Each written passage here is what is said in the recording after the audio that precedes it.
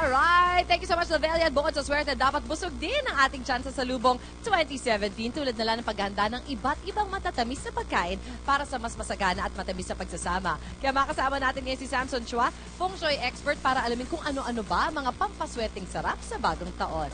Good morning, Samson. Good morning, good morning. Yan, ano-anong meron tayo dito? Bali, meron tayo itong gusto ko yung fruit salad.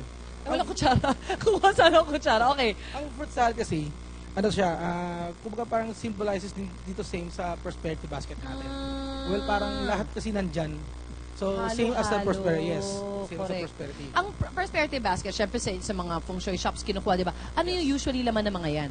Okay. Ang laman nito is yung meron siyang for money, for health, lahat. Talagang halo-halo talaga. Sama-sama. Alright, this next one naman, kasaba ba to? Kasaba. Well, ang kasaba kasi is, di ba, made from kamote. Yes. Yan. So, it symbolizes stability. Oh. So, kaya bamboo ang ginagamit natin. Okay. So, nagsisimbolize siya ng sa business or sa relationship. Ang ganda naman. Okay, nice naman na may mga ibig sabihin pala itong mga kakanin natin. Ang leche flan, syempre. Ang leche flan is gawa sa itlog. Yes. Well, this is a product from the rooster.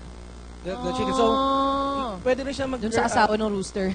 Nagre-resemble din siya ng productivity. Alright. Okay, yes. How nice. Ito naman. Syempre, of course, hindi mawala dyan yung ating yung 12. Oo, 12 fruits, di ba? Sabi ng iba, although natanong ko na, nagpapasobra na 13. Yung iba. Pero 12 is fine. Yes, okay. Tapos ito naman, buchi. Ang buchi, nag-represent siya ng money. So, bilog. Yes, bilog. So, kung i-represent natin siya sa feng shui side, ito yung crystal. Oo. Na tinatawag nating yellow calcite or citrine, pwede rin. Pwede. Anything bilog, nag-resemble siya. Okay. Yun pala yun. And then, ito, sapin-sapin, di ba? Sapin-sapin. So, ito patong-patong to eh. So, same to sa money tree.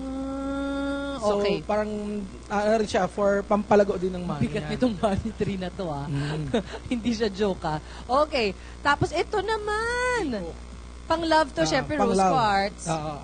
Bali, ito kasi, di ba malagkit siya? Yes. So, same sa Chinese, in Tikoy, ganun siya. Malagkit. So, togetherness. Naks naman.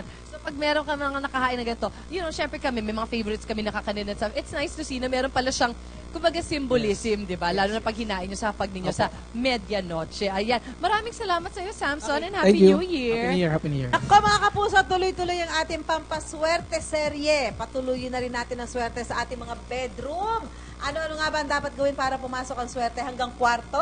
Alamin natin yan kay Mr. Willie Go, isang feng shui expert. Good morning, sir. Good morning po. Magandang umaga po sa lahat. Ayan, ako, syempre kayo na ang magbigay ng tips. Ano-ano ba dapat gawin at hindi dapat gawin para ang swerte ay pumasok hanggang sa kwarto ng ating mga bahay? Well, para sa taong year of the 2017, kailangan po gumamit tayo ng mga light color ng pintura. Sa kwarto? Opo, sa kwarto. So, yung maliliwanag, maliwalas? Kailangan, maliwalas. Okay. Tapos, kailangan yung bedsheet natin, light color din. Wow! Para mas lalo mag-attract ng positive energy. So, yung mga bedsheet, punta, ganyan, ano pa? Ngayon, kailangan, hindi tayo tatapat yung mga paa natin sa bintana o di kaya sa pinto. Ay, paano o di kaya ang ulo natin nakatapat sa bintana o di kaya ang ulo natin nakatapat sa pinto. Paano kung hindi may iwasan dahil ganun yung, lalo na sa condo sa mga living, condominium. Diba? Paano mangontra doon? Usually kasi pagka talagang halimbawa talaga na kaya pa natin lagyan ng mga pangontra, pwede natin gawin. Pero kung talagang hindi na talaga at hindi talaga maiwasan talaga, nag-a-attract pa rin siya ng mga negative energy, kailangan talaga hindi na siya dun sa kwarto matutulog. Okay, benta mo na. Oo, di ba?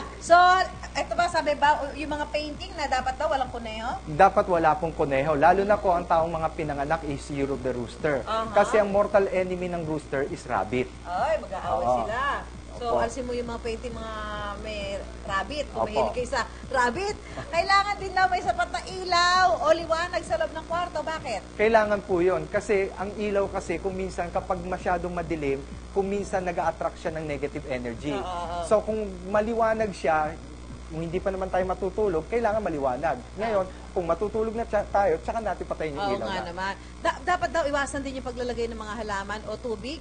Yung mga halaman at tubig na yan, ang ibig sabihin nun, pag naglagay po tayo ng halaman at tubig, illness po yan eh. Sakit. Okay. So hanggang maaari, hindi tayo naglalagay ng mga halaman o di kaya ng mga tubig. At pwede rin maglagay ng mga lucky charms. Pwede po tayo maglagay ng lucky charm as long as pwede doon sa taas ng headboard natin, pwede tayo maglagay ng kalachakra o kahit yung lotus para nang sa ganun makakontra po. Ayan. So, ayan ang mga tips ni Mr. Willie Goang. Ang sinasabi ho natin, ito yung mga mga paalala Paalala lang lamang. po. Alam niyo, ang swerte ng tao ay nasa tao din. Magsipag ho tayo, magtiyaga. Dahil kung tayo nakahilata, hindi din ho tayo dadat na ng swerte, di ba? So, ito yung mga lamang na madali din naman gawin at talagang maganda rin naman sa ating mga bahay. Yes, yes. Maraming salamat, Mr. Willie Goang. Magbabalik po ang unang hirit.